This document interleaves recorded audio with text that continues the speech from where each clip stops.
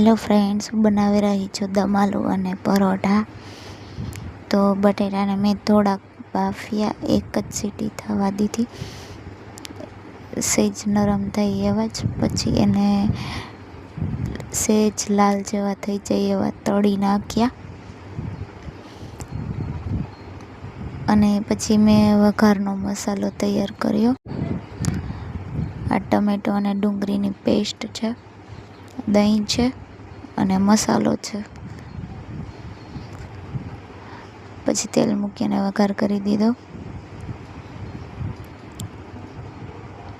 હવે હું એમાં નાખીશ ટમેટો કેચઅપ અને ડુંગળીની પેસ્ટ.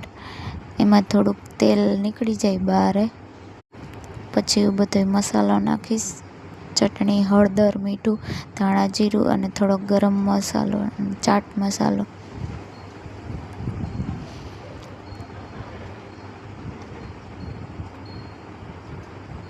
આ મસાલો હવે નાખી દીધો